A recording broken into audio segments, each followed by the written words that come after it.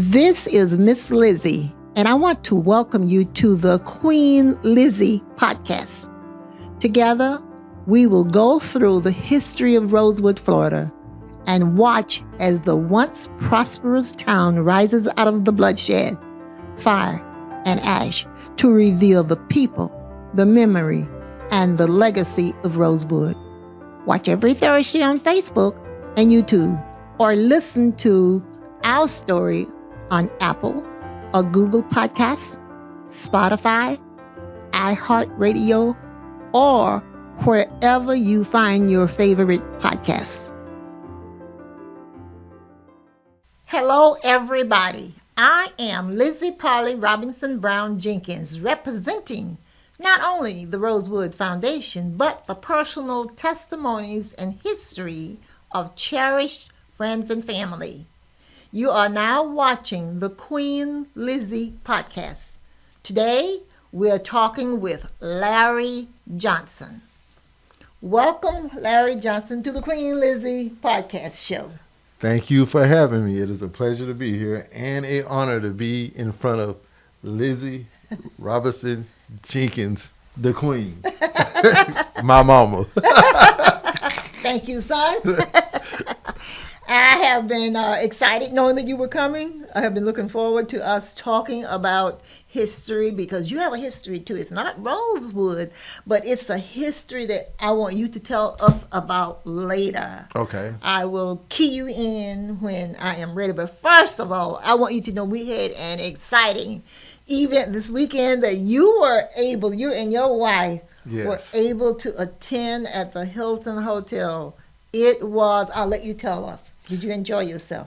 I enjoyed myself, and it was an outstanding event. I mean, it's like I knew about the event, seen it on social media, but the people that was there, I was shocked because the descendant niece, the great niece of John Wright. Yes. And then the governor's granddaughter. Yes. You didn't tell me they was coming. That was like, I was like, wait a minute, who? And I'm sitting, and then they were sitting at my table. Yes. And I was like, and the lady, she was quiet the whole entire time. She never said who she was, but then when it happened, I was like, huh, who? What? Yes, it was a surprise to several people, but they told me years ago, some of them said, hey, Rosewood is our history.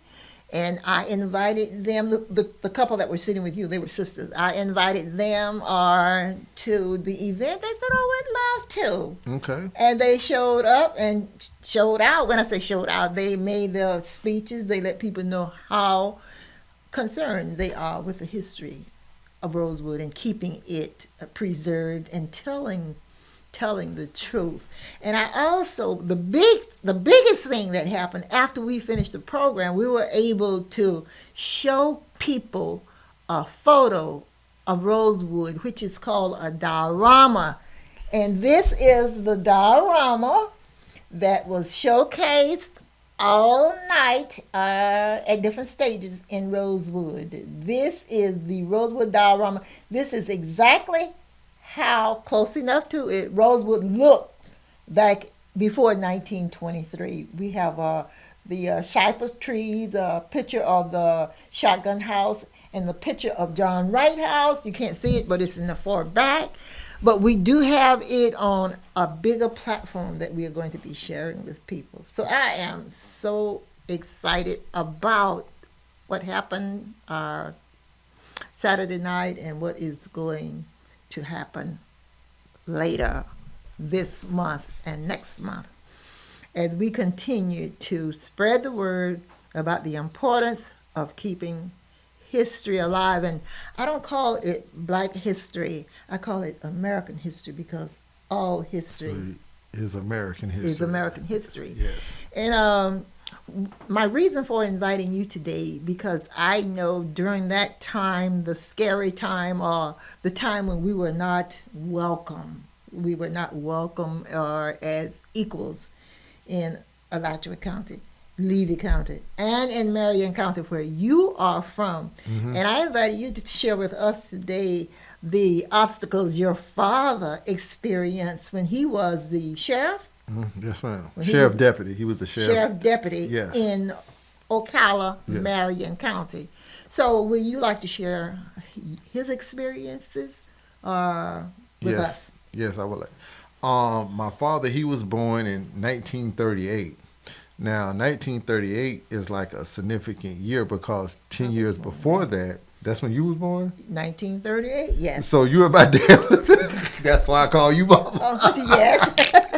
So my Yes. dad was born in 1938, and the significant that is 10 years before that was the Jim Crow laws that was applied only in southern states, Yes, and especially Florida. yes. So back then, in that time period, in y'all stages, in his stage, age 5 and 6, y'all couldn't even use a public bathroom. No. Y'all basically had to use outside. Uh-huh. And that's the stories that he used to tell me that he used to deal with in Marion County. He was born in a part of Marion County that they call Cotton Plant because it was the largest cotton field in Central Florida at the time. Mm-hmm. And back then, people of color, they didn't have normal jobs, so they were sharecroppers. Yes. You couldn't work My with, daddy was a sharecropper. see? And that's what my grandfather was, Yes. which was his father. He was a sharecropper. And my father, it was like growing up in the 40s and 50s, he just felt like there's got to be something else out here. Yes. And it's like being in Marion County, Alachua County, it was hot. Like hot mean it was hot for people of color. Yes, it was. Like they even like had where they was actually getting people of color and killing them, and there was nothing been done. Nothing done about it. Uh-uh. Yes. Even like with his father, which is my grandfather, he got killed by the KKK in 1961. Really. And there was nothing done about it in Marion County at all. And so my father he graduated from Howard High back then. Now it's the Howard Middle School. Mm-hmm. And he went to New York because back then people of color was like, okay, we got to either go to Chicago, Philadelphia, or Detroit, or New York Mm-hmm. because they would hire you at factories up there. Yes. They would let you fit in with other people up there, but not in the South. No, and they would go there and work and send money back Yep. home to the families that was back here sharecropping. Yep, and that's what my dad did. My dad went to Harlem, New York, where you already know Harlem is like a bustling black community. It was because the Harlem Renaissance, Yes. and that's where everything was happening there for black people. Yep. And they would make them fit in. They either worked for the successful blacks that were making things happen, Yep. or as you say, they fit in. Yep. And they felt a part of, yes. And that's what he did. He felt a part of that. He hung around people that even lived in New York from birth, and they taught him things that he really didn't never learn here. Right. They right. learned him how to run a successful business. Yes. He told me in New York they had their own movie theaters. They had Yeah, two of right. them. They had their own, like back here we call it juke joints. Yeah, that's what it was. Juke But up there they call it a dance hall or something. Yes, dance hall. And right. it was like, and he was like, who owned this? And they was like, oh, this guy, it's a black guy that owned it. He was like, for real? So everything was like blowing his mind. Right. So everything that he heard down south here in Florida is true about Harlem, New York. Exactly. So, Exactly. and he got with a guy that owned a restaurant. Mm-hmm. He showed my dad the tricks of the trade on how to do the taxes, how to pay people, how to make out checks to your employees and stuff like that. And he made money.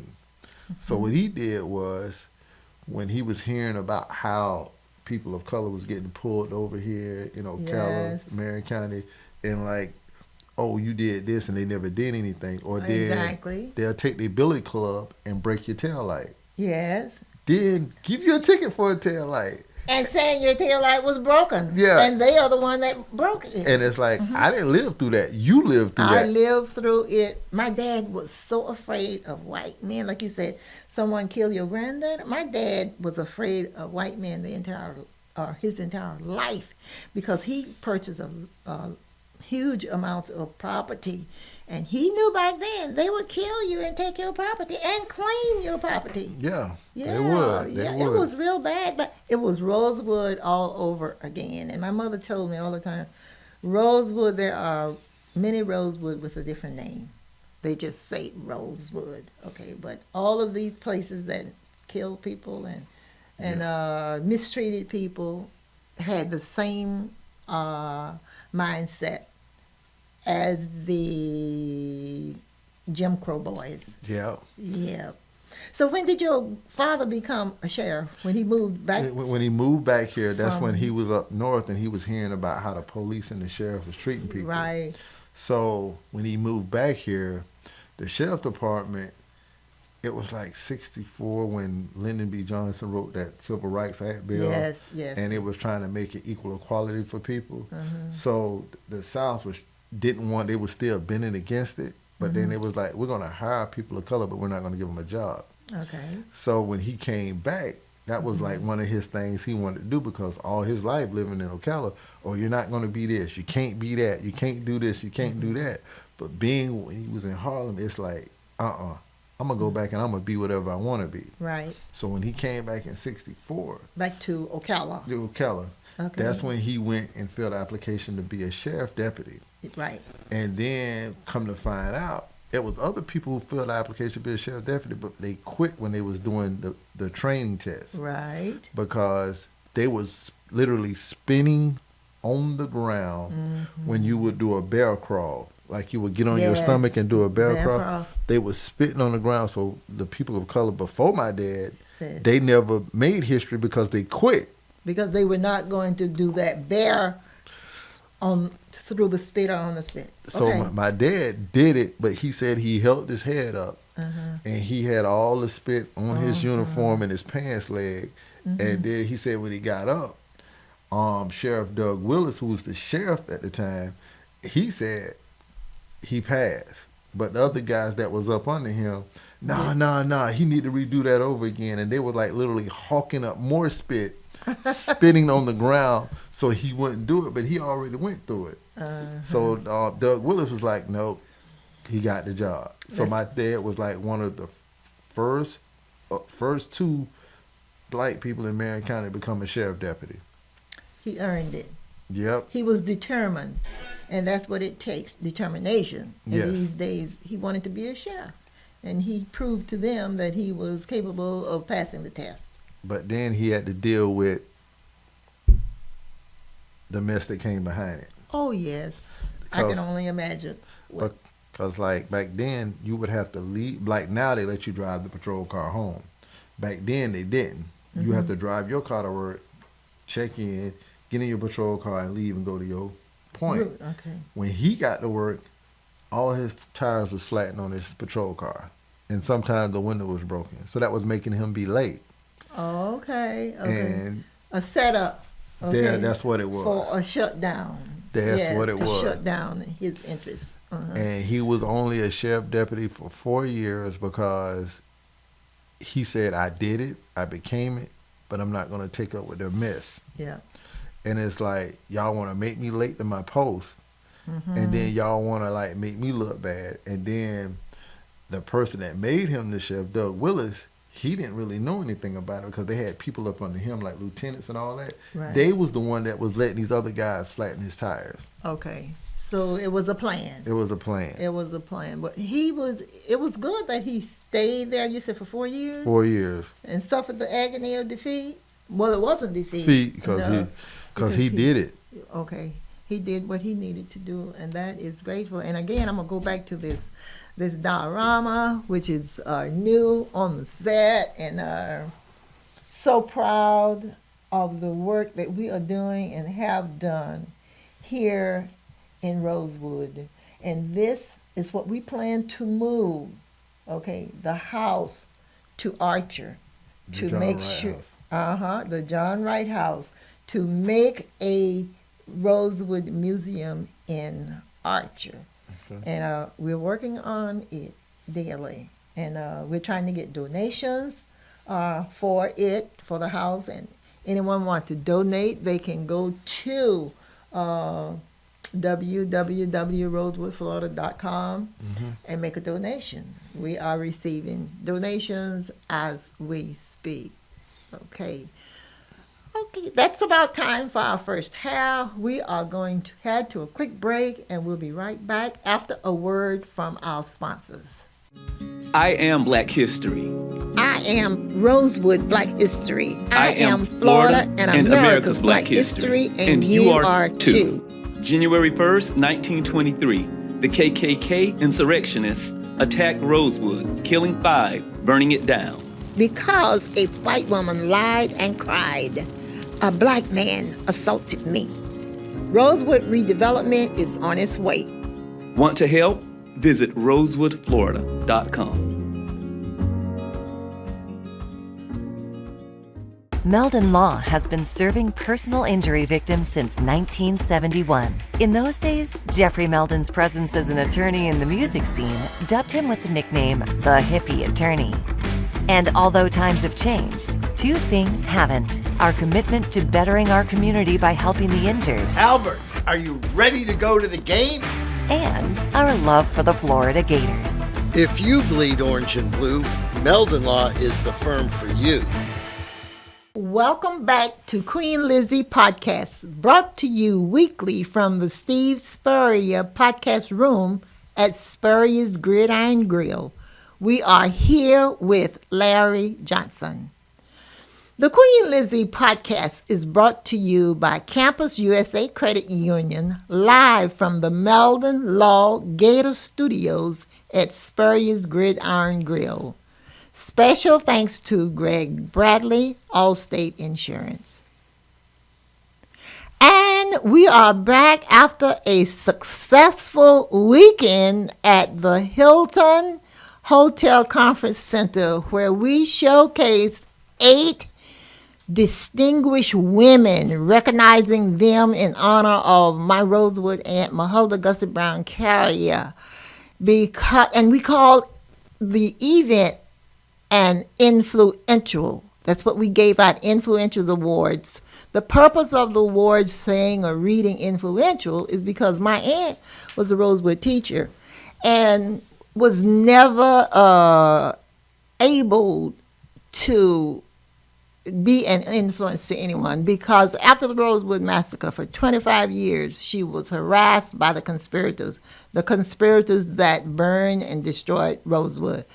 And they followed her for the rest of her life and kept her afraid. She was too afraid to talk about Rosewood. So she was on the run, moved more than 5 times, changed her name 5 times, and was scared to death. So I decided to recognize her efforts through 8 women here in Alachua County. And I would like to give you their names, if I can remember all of them. Tina Certain, who's a member of the school board of Alachua County. Tony Collins from Levy County, the president of the Levy County Historical Society in Chiefland. She lives in Chiefland.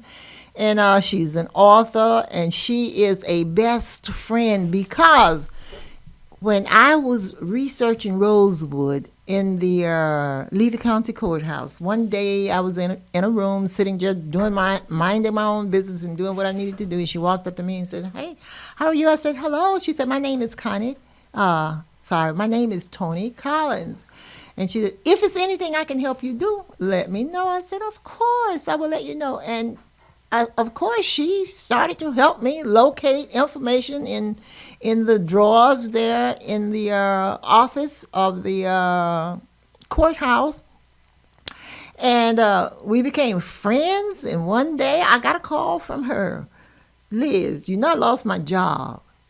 She was fired in 1993 because she was helping me research Rosewood. And Tony was there with us Saturday night and I apologize to her. However, it didn't stop her. We continued to be friends. We continued to research, and today we are good friends, and we laugh about her being fired. But that's an indication that the racism in the department right there where she worked, okay, existed. And during the same time when she was fired, I was sitting there at a table, just like this, with all of my work on the table, researching. And in walked about 8 white men that encircled my table. I was scared to death. My heart dropped because I remembered what they had done to my aunt. My heart dropped with fear. However, I did not make eye contact with them. I kept talking. Had I looked at them and made eye contact, they would have seen the fear in my eyes, and they would have felt like they had won the battle. I didn't look up. No, nothing. I got no indication not to look up. I don't know. I guess it was God. I didn't look up. So they left. A few minutes later, I checked out and I left. After I paid for my items, I left. And that was on April 28th, 1993. Hasn't been that long ago. I was threatened. It wasn't a physical threat, but it was mental. They didn't stop me either. I went home and told my mom what happened. Mother said, sit down, relax. You'll feel better later. Then you go back and you finish my job. And I wanted to say to her, it's your job. You go finish it. No, you couldn't do that. You are so smart. You better not. You got to respect your elders. That's the truth. And you know what I said? My God, is this lady crazy? I said that, to myself about my mom. I told her what I experienced, and she told me to go back and finish. But see, she had faith that God was going to see me through. Yeah. And for 30 years, I have been safe. Am I afraid now? Of course I am. I'm afraid. Somebody has to do it. Yeah. Okay? And I am continuing it. And I was talking about the people that were on it. Then I got off to the history of Rosewood. So on this particular night, Saturday night, the other people were honored were, who else? Eileen Silverman, Freddie's wife, Doreen Weeby, Verna Johnson, who is the president or the founder of Caring and Sharing Learning Center. Let's see, who else was on that list? I can't remember, but they were there. Kimberly Green was there, and I wanted to say this to Kimberly Green. Her plane was late getting in because she flew in from Miami. Okay. Kimberly Green was one of the first generous donors for the Rosewood Foundation. And when I said generous, she probably doesn't want me to say this, but she comes from good stock where people help people. She works with Haitians. She works with every nationality. Okay, and her foundation is called the Green Family Foundation, and it's located in Miami on Biscayne Boulevard. And I know she's going to kill me, but they are best friends with the Obamas, and like best friend and hello, how are you, Michelle? That kind of best friend. Her father is a former ambassador. So what she has learned through growing up, it taught her to reach out and help other people. Mm-hmm. That's why I know her, because she's very, very helpful. And I can't remember the other people that were there, but they were there, the other recipients, to receive that award, which was really in honor of my aunt. And I just thank you all so much for being there and participating. And we are going to continue to keep this Rosewood Foundation moving. We need help, y'all. Go to, as I said, rosewoodflorida.com and donate. Okay? We have podcasts just like this podcast. Follow it. Click on subscribe to it and follow it. I want you all also, when you go to my events or read my posts, please share with other people. Click like or love and share with others. This is how we get the information out there and keep it moving. We need your help. And back again. Okay. By the way, this is the hand, the one that I carry around. This is my personal diorama. The big diorama that we have made is going to be on this show. When you watch this show, you will see it.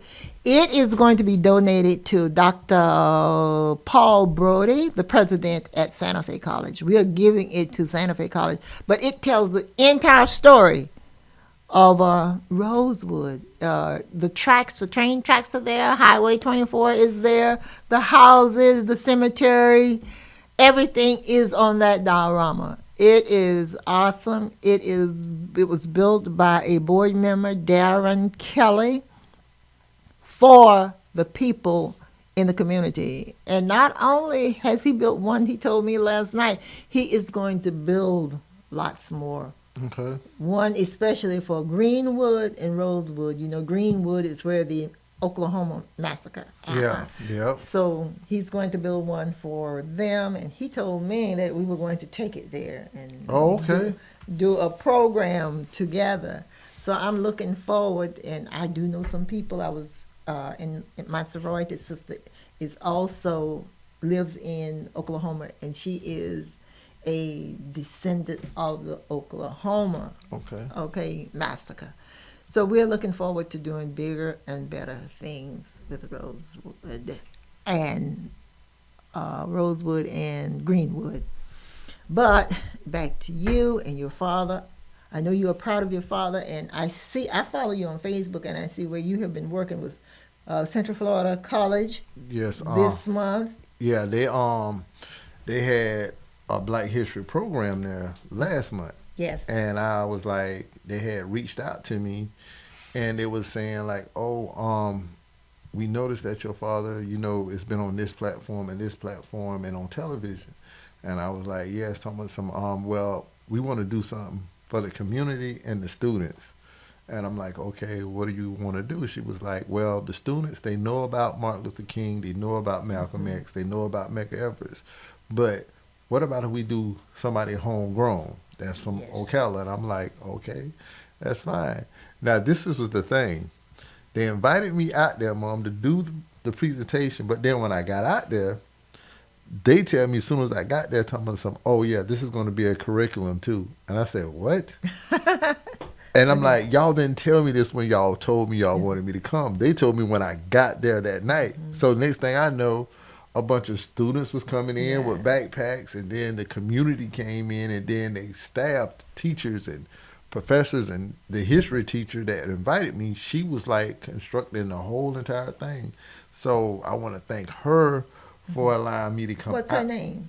Her name is Dr. Christina. Okay. Dr. Christina. And she invited me, and I went out there. I brought the sheriff uniform that he got, what he was wearing in the 64. I brought all of the pictures. I brought the pictures when the KKK was standing in front of my parents' house in 73. Brought the pictures of the first gas station he bought. Then I bought the pictures of the second gas station. Then I bought the picture of the church that he was a minister of, and right over there by your house in Archer, in Raleigh, Florida. He helped build New Zion ME Church, was an old wooden church. So when he became the pastor, he turned it into a brick church. Right, I remember. Yeah, so he was the pastor there from 71 to 1985. And what was his name? My father's your father's name? Reverend Leroy Johnson. Reverend Leroy Johnson. I remember, I don't know if I remember the name. I remember the church when it was in transition. Yeah. Yeah, because like you say, Raleigh is just down the street from Archer, right?